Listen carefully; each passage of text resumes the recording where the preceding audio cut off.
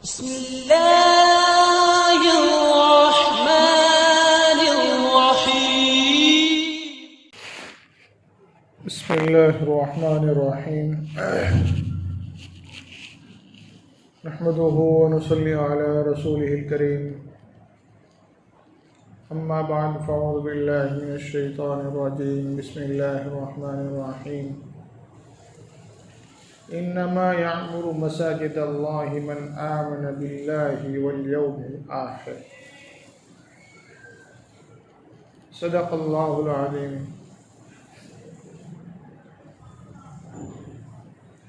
اللہ سبحانہ و تعالی نے اس پوری کائنات کو جو پیدا کیا ہے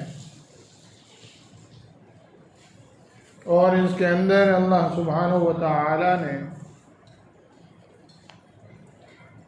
دوسری مخلوقات کو پیدا کیا. ہر مخلوق میں اللہ تبارک و تعالی نے کسی کو افضل اور کسی کو مفضول بنایا ہے. انسانوں میں بھی کچھ سب سے اچھے ہیں، کچھ اچھے ہیں، کچھ خراب ہیں، اور کچھ لوگ بہت زیادہ خراب ہیں. ایسے ہی اوقات میں اور اسی طریقے سے زمین کے ٹکڑوں میں، مکانوں میں، جگہوں میں کچھ جگہ ایسی ہیں جو بہت زیادہ افضل ہیں، اور کچھ جگہ ایسی ہے جو اللہ رب العزت کو بہت ہی زیادہ ناپسند ہے، مغضوب ہے.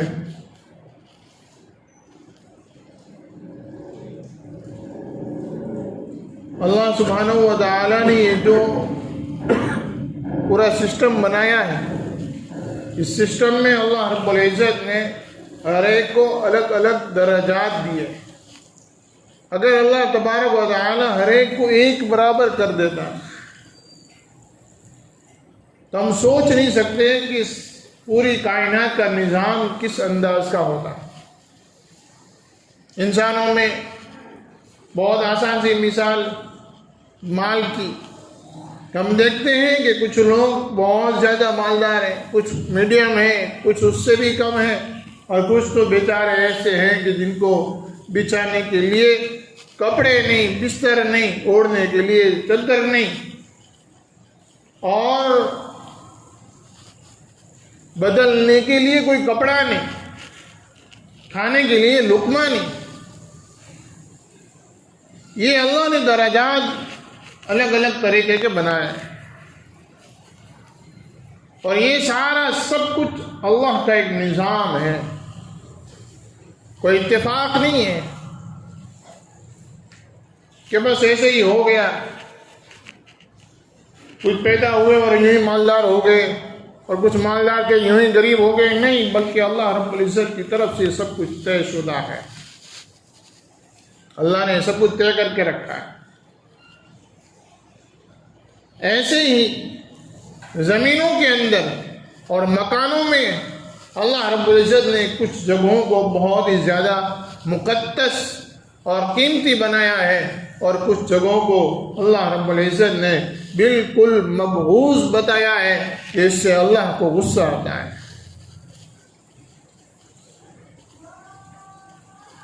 زمین کے ٹکڑوں میں سب سے زیادہ اللہ کو پسندیدہ ٹکڑا کون سا ہے؟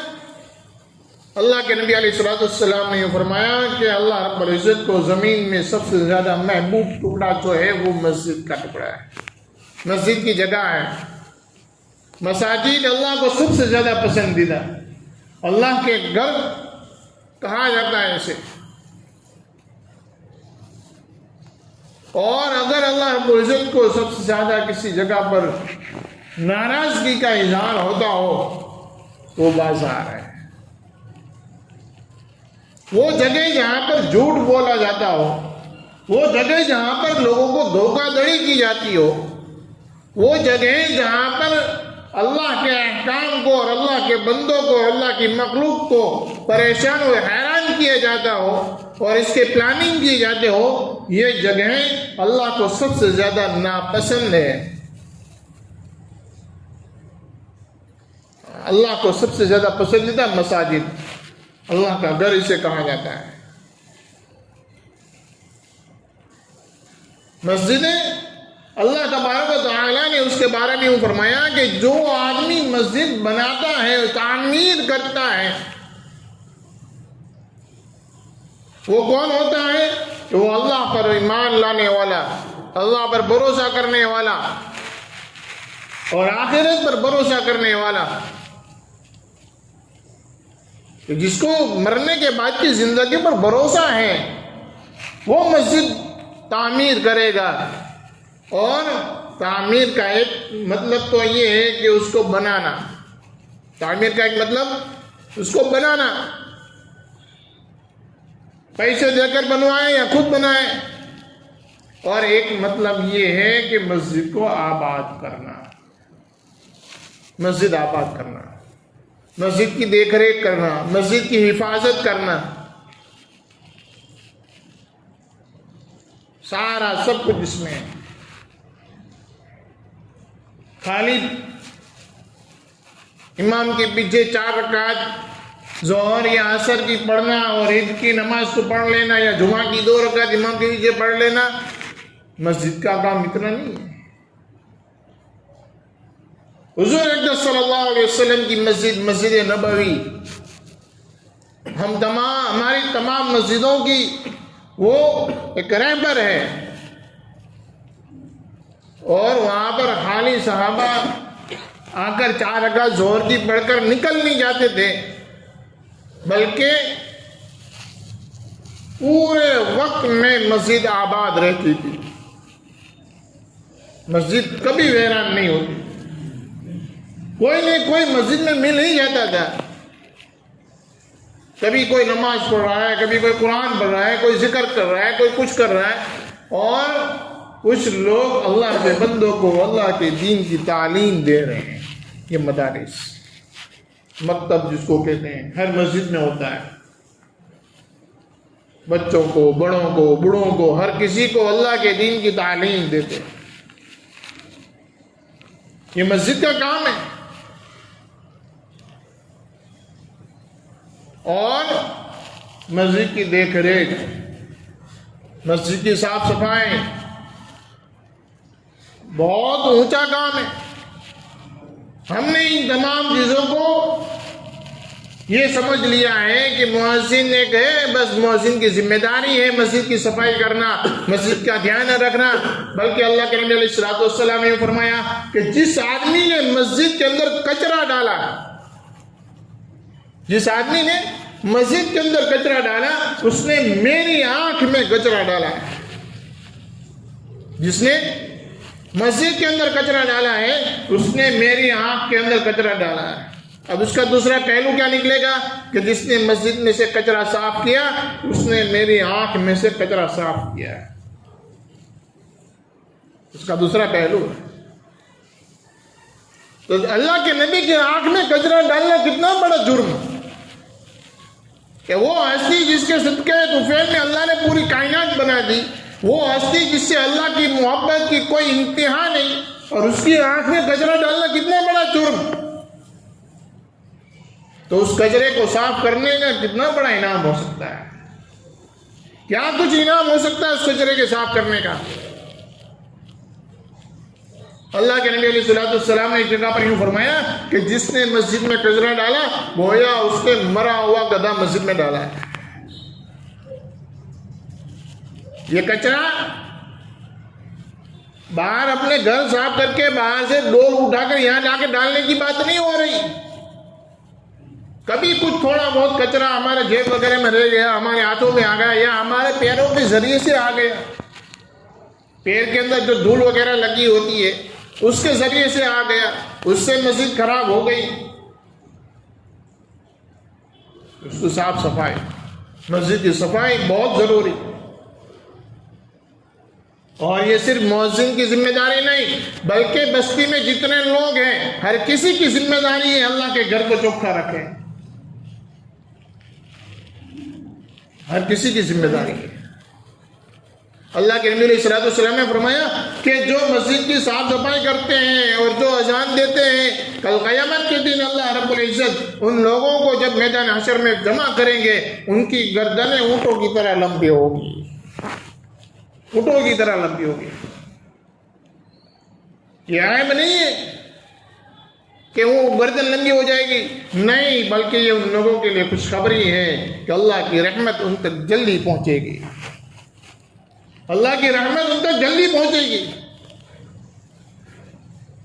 اس لیے اس کا معمول بنائیں، مسجد کی صاف صفائی کا پورا خیال رکھیں۔ ہمارے ذریعے سے مسجد گندی تو بالکل نہیں ہو سکتی، لیکن مسجد کے اندر کبھی کچھ حصہ گندا ہے، ہماری ذمہ داری ہے ہم اس کی صاف صفائی کریں، ہماری ذمہ داری ہے ہم اس کی صاف صفائی کریں۔ اللہ کا گھر ہے، کسی ٹرسٹی کا گھر نہیں ہے، یہ کسی امام کے جاگیر نہیں ہے، یہ اللہ کا گھر ہے، اللہ کا مکان ہے، اس کی صاف صفائی کی ذمہ داری اللہ کے بندوں کی ہے، اللہ کے بندوں کی ہے۔ آج یہ معمول ہمارے اندر سے نکل چکا ہے، ہمیں عار محسوس ہوتی ہے، ہمیں شرم محسوس ہوتی ہے کہ ہم جھاڑو لگائیں، ہم پوتا لگائیں، ہم صاف صفائی کریں۔ ارے ہم کچھ بھی ہیں، سب سے پہلے ہم اللہ کے بندے ہیں، اللہ کے گھر کی صاف صفائی ہماری پہلی ذمہ داری ہے، اللہ کے گھر کی صاف صفائی ہماری پہلی ذمہ داری ہے۔ انجینئر ہے، وکیل ہے، جو ہے، کلیکٹر ہے، جو ہے، سب ہیں، لیکن سب سے پہلے اللہ کا بندہ ہے، اللہ کے گھر کی صاف صفائی کا خیال رکھنا۔ اسی لیے علماء کرام نے اس بات کی تنبیہ کی ہے کہ جو وضو کے لیے جو نالیاں بنائی جاتی ہے، گٹکا وغیرہ کھا کر اس کے اندر نہ تھوکیں، یہاں تک کہ یوں کہا کہ اپنے بلغم کو بھی اس میں نہ نکالیں، اخیر میں جہاں پر گٹر کی لائن شروع ہوتی ہے وہاں جا کر نکالنا ہے تو نکالو، اس کی کچھ گنجائش ہے، لیکن پوری نالی کو برباد نہ کرو۔ صاف صفائی کرنے والا صفائی کرتا ہے، لیکن ایک دن کے بعد دوسرا دن شروع ہوتا ہے، وہی حال ہو جاتا ہے اس کی نالیوں کا، وہی وضو کرتے ہیں، کیا کس طریقے سے وضو کرتے ہیں کچھ سمجھ میں نہیں آتا۔ صحابہ کرام رضوان اللہ علیہم اجمعین کا معمول یہ تھا کہ صحابہ اپنے گھروں سے وضو کر کے آتے تھے۔ اس سے پہلے بھی میں نے ایک مرتبہ بیان میں کہا تھا کہ صحابہ کا معمول یہ تھا کہ صحابہ اپنے گھروں سے وضو کر کے آتے تھے، اور نتیجہ یہ ہوتا تھا، اللہ کے نبی علیہ الصلوۃ والسلام کا فرمان ہے کہ آدمی گھر سے وضو کر کے آتا ہے اور جب مسجد تک آتا ہے، ہر قدم پر اللہ اس کو ایک گناہ معاف کرتے ہیں اور ایک نیکی اس کے کھاتے میں لکھتے ہیں، اس کا درجہ بلند ہوتا ہے جنت میں۔ یہ اس کی فضیلت ہے، ہم اپنے گھروں سے وضو کر کے مسجد میں جانے کے عادی بنے۔ مسجد میں جو انتظام کیا گیا ہے یہ تو ان کے لیے ہوتا ہے جن کا گھر دور ہے، یا جو مجبوراً یہاں آ گئے، پھنس گئے، نہیں جا سکتے، دیر ہو سکتی ہے، ان کے لیے انتظام ہے۔ گھر بازو میں جا کر آ سکتے ہیں، وہاں جا کر فارغ ہو کر آئے، وہاں جا کر وضو کر کے آئے، مسجد کی چیزوں کو خراب نہ کریں۔ یہ بیت المال ہے، کل قیامت کے دن اس کا جواب دینا پڑے گا۔ کوئی آدمی خدمت کر رہا ہے، اس کا مطلب یہ نہیں کہ ہم نے اس کو خرید لیا ہے، یا وہ آدمی خدمت کر رہا ہے تو اس سے پوری خدمت لیں، نہیں، بلکہ ہم اس کا ہاتھ بٹوریں، ہم اس کا ساتھ دیں۔ ہم نے بہت ساری جگہوں پر دیکھا ہے کہ اکثر جمعرات کو بستی کے کچھ نوجوان آتے ہیں، مسجد کو پوری دھو کر صاف کر دیتے ہیں۔ مؤذن ایک ہوتا ہے، وہ بیچارہ کتنا کام کرے گا؟ مسجد کے نوجوان لڑکے آتے ہیں، مسجد کو صاف صفائی کرتے ہیں، مسجد کی صفائی کا خیال رکھتے ہیں۔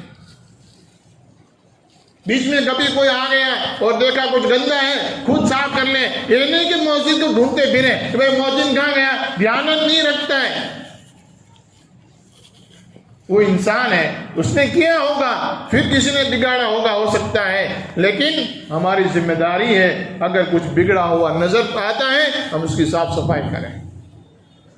ٹھیک ہے، اس کو رکھا ہے، اس کو ट्रस्टी कहेंगे, उसकी ध्यान ट्रस्टी रखेंगे, हमें कहने का कोई हक नहीं बनता। हमारी जिम्मेदारी है, अल्लाह का घर है, अगर कुछ बिगड़ा हुआ है हम उसकी साफ सफाई कर दें। मामूल बनाए, हफ्ते में एक आध दिन किसी मस्जिद को तय कर दें और हफ्ते में एक आध दिन वहाँ जाकर हम उसके अंदर झाड़ू लगा देंगे, उसमें पोछा लगा देंगे। हम कुछ छोटे नहीं हो जाएंगे, बल्कि हमारा दर्जा अल्लाह के वहाँ बढ़ जाएगा। मस्जिद की साफ सफाई का ख्याल रखें। मस्जिद के अंदर जो चीज़ें हैं उनकी एहतियात से उसको इस्तेमाल करें और एहतियात से रखें। ये नहीं है कि भाई मस्जिद का है, जहाँ पड़ा है रहने दो, जैसे है रहने दो, मर्जी आया तो किया वरना कुछ नहीं, बल्कि उन तमाम चीज़ों को सलीके से रखो, उसका ध्यान रखो, साफ सफाई का ख्याल रखो। आज हमारी मसाजिदें ऐसी हो गई कि भाई मुअज्जिन है तो ठीक है, नहीं है तो कुछ नहीं, सब पड़ा है पड़ा रहने दो, नहीं, बल्कि अल्लाह के नबी अलैहिस्सलातु वस्सलाम ने फरमाया अत्तहूरु शत्रुल ईमान, पाकीज़गी आधा ईमान है। और अल्लाह का घर, हमारे घर में हम 3 मरतबा पोछा लगवाते हैं, हमारे घर में हम 2 मरतबा झाड़ू लगवाते हैं, और अल्लाह के घर में हम 1 मरतबा भी नहीं लगाएंगे। दुकान पर बैठे हैं, बार बार मिट्टी उड़ती है, पूरे 12 घंटे के अंदर हम 25 मरतबा टेबल साफ करते हैं, 25 मरतबा हम अपने शोकेस को साफ करते हैं। क्यों? कि भाई यहाँ पर ग्राहक आने वाले हैं, कोई ग्राहक आएगा, गंदा होगा तो चला जाएगा, वो आएगा साफ सुथरा होगा तो कुछ लेकर जाएगा, 2 पैसे का नफा मुझे होगा। मेरे भाइयों दोस्तों बुजुर्गों, ये अल्लाह का घर है, अगर हम इसमें कुछ साफ सफाई कर देंगे, कोई आदमी आएगा, वो देखेगा साफ सफाई है, चलो 2 रकात नमाज पढ़ लेते हैं। गंदा होगा तो कौन आएगा? गंदी जगह पर कौन बैठता है? हम अपनी दुकान पर यह ख्याल करते हैं, अगर यहाँ हमने साफ सफाई कर दी और हमारी साफ सफाई किए हुए जगहों पर किसी ने 2 रकात नमाज पढ़ ली, वो मकबूल नमाज का सवाब हमारे खाते में होगा। याद रखो, हम जो 2 रकात नमाज पढ़ते हैं उसकी कोई गारंटी नहीं वो कबूल हो या न हो। हम जो 2 रकात नमाज पढ़ते हैं उसकी कोई गारंटी नहीं है कि वो कबूल हो या ना हो, उसमें कुछ कमी कोताही रह जाती है, बच जाती है, और वो अल्लाह के वहाँ कबूल हो ना हो कोई गारंटी नहीं। लेकिन किसी दूसरे के पढ़ने की जो सवाब है वो हमें मकबूल नमाज का सवाब मिलेगा, मकबूल नमाज का सवाब मिलेगा। इसके लिए मैं दरख्वास्त करता हूँ और यहाँ से पूरे शहर के हर मस्जिद के और हर नमाजी को मैं दरख्वास्त करता हूँ कि अल्लाह के वास्ते अपने आप को आदी बनाओ, मस्जिद के साफ सफाई का पूरा ख्याल रखें। हम या कम से कम हमारे घर में से कोई एक फर्द मस्जिद की साफ सफाई के लिए पहुँच जाए। हफ्ते में 1 आध मरतबा कर दो, रोजाना करने का नहीं कहता हूँ, हफ्ते में 1 आध मरतबा कर दो, किसी मस्जिद की साफ सफाई कर दो। अल्लाह का घर है, दुआ करें, ए अल्लाह जिस तरीके से मैं मस्जिद को साफ करता हूँ, ए अल्लाह तुम मेरे गुनाह के रजिस्टर को साफ कर दे। अल्लाह की जात से उम्मीद है, अल्लाह माफ करने वाला है। इसलिए मस्जिद का ख्याल रखें, ये अल्लाह का घर है, अल्लाह को बहुत ज्यादा पसंद है। और अल्लाह के नबी अलैहिस्सलाम ने फरमाया कि जो मस्जिद को साफ करता है, जो मस्जिद के अंदर से कचरा उठाता है, वो आदमी मस्जिद में से मरे हुए गधे को निकालने वाला, ये मेरी आंख में से कचरा निकालने वाला, इस तरीके के अल्लाह के नबी के अल्फाज है। मेरे भाइयों दोस्तों बुजुर्गों, ये बहुत संभलने की और बहुत करने की जरूरत है। आज ये चीजें हमारे शहर में से उठ चुकी है, शहर में हमारे दरमियान से चीजें निकल गई है। इल्ला माशाल्लाह 1-2 लोग हैं पूरे शहर के अंदर, वरना कोई नहीं करता। अक्सर मस्जिद हमने देखी, कोई नहीं करता, हर कोई जो आता है, मैं कहा मोहद्दिन साहब, मैं कहा मोहद्दिन साहब, अरे भाई मोहद्दिन साहब को लिख नहीं दिया, ये अल्लाह का घर है, मोहद्दिन साहब का नहीं है, ये ट्रस्टी का घर नहीं है, ये इमाम का घर नहीं है, अल्लाह का घर है। हम अल्लाह के बंदे हैं, हमारी जिम्मेदारी है हम इसकी सफाई करें, हमारी जिम्मेदारी हम इसकी सफाई करें। इसके लिए हम अपने आप को आगे बनाएं, अपने घरों में इसकी बात करो, अपने दोस्त अहबाब में इसकी बात करो, फ्रेंड सर्कल में बात करके उनको तैयार करो। चलो भाई आप क्यों एक मस्जिद साफ करते हैं, किसी मस्जिद को हम धो देते हैं, ये नहीं है बगैर पूछे, नहीं, आप किसी इमाम साहब से बात कर लो कि भाई हम 4 आदमी तैयार हैं, हम आज मस्जिद में ऊपर का हिस्सा जो है उसको साफ करेंगे, उसको झाड़ू लगाएंगे, उसको पोछा लगा देंगे, नीचे का हिस्सा है वो आज हम साफ कर देंगे। इस तरीके से अपने फ्रेंड सर्कल को तैयार करें। नौजवान तबका जो है अल्लाह के घर के आदी बने। अगर हम मस्जिद की साफ सफाई करेंगे तो फिर हमें मस्जिद के साफ रखने का ख्याल रहेगा। ورنہ کیا ہوگا؟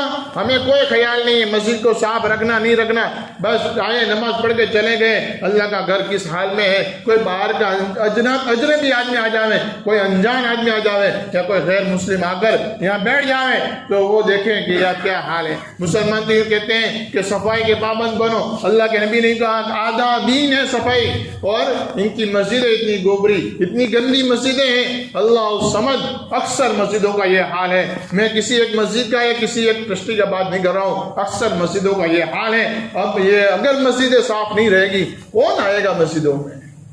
دل نہیں لگتا مسجد میں سجدہ کرنے کا۔ اس لیے نوجوان طبقوں سے میں بار بار یہ درخواست کر رہا ہوں کہ اللہ کے گھر کو شفاف رکھنے کی کوشش کرو، اپنے آپ کو تیار کرو، ہفتے میں ایک دن مسجد میں آ کر مسجد کی صاف صفائی کریں، چاہے کتنے بڑے ہیں، ہم اللہ کے بندے ہیں، ہم اس کا خیال رکھیں۔ اور دوسری بات یہ ہے کہ مسجد کی جو نالیاں وغیرہ جو ہیں اس میں یہ گٹکا وغیرہ کھا کر اس میں نہ تھوکیں، اللہ کے واسطے اس میں نہ تھوکو۔ صاف کرنے میں بہت دقتیں ہوتی ہے، یہ چھوٹی سی نالی ہے، 3 گھنٹے 4 گھنٹے اس کو صاف کرنے میں ہو جاتے ہیں، گھس گھس کے آدمی تھک جاتا ہے، کتنا کرے گا آدمی؟ اس لیے وہاں پر تھوکے نہیں۔ اور یہ وضو کرنے کے لیے اس کو وضو کریں، اپنے ناک وغیرہ کو باہر کہیں صاف کر کے آ جاؤ، یہاں اللہ کے گھر میں کیوں گندگی کرتے ہو؟ اس لیے ان چیزوں کا خیال رکھیں۔ اللہ رب العزت کی ذات سے امید ہے اللہ تبارک و تعالیٰ ہم تمام کو کہنے سنے زیادہ عمل کرنے کی توفیق عطا فرمائے۔